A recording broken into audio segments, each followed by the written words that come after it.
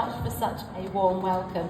Couple of people looking a little bit confused or disappointed. They misheard. They thought it was Katie Price. I'm afraid I'm slightly lacking up top in comparison to her, and it is not a speech about bankruptcy, so don't worry, okay? Now, what I do want to talk to you about today is when the unexpected happens. What should we do? Now, this is a subject that I feel I can speak confidently on because my life changed forever at the age of 24. Now, I don't know how much any of you know about me already, if anything at all.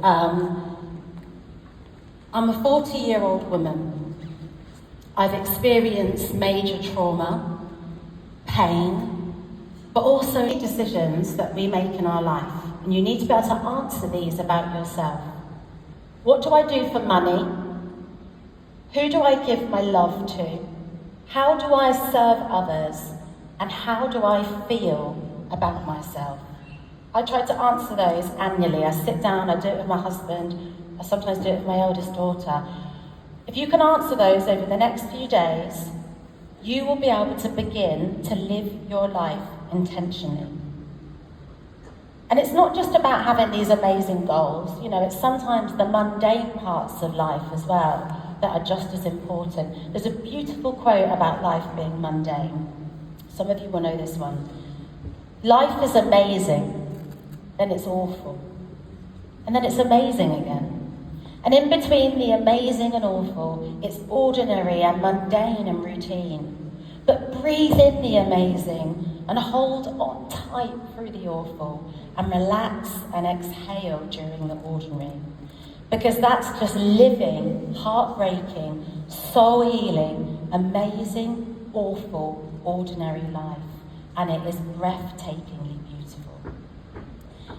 Now, when I look back on my life, particularly in my 20s, pre that attack, you know, I thought that I was invincible. Disease, disability, sickness, that happens to other people in films or on the news.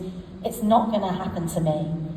And then in about 30 seconds, I was afflicted by all of those things.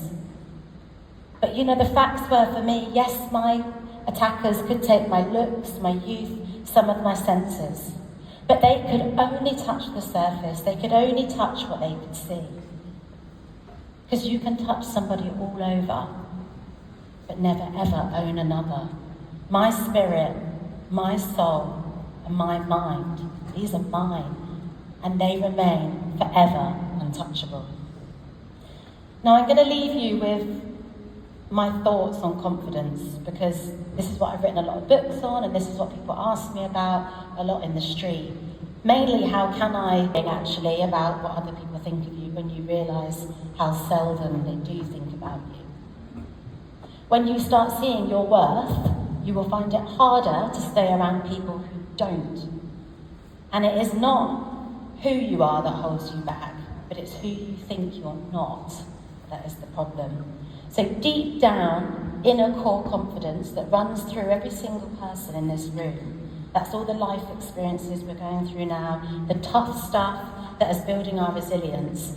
When you build high levels of resilience, you then have the confidence to know that whatever life throws at you, you can rebuild, you can adapt, and you can change. So anyone that follows me on Instagram, you'll see on my next slide, these are my Instagram handles, you'll know I love an affirmation, right?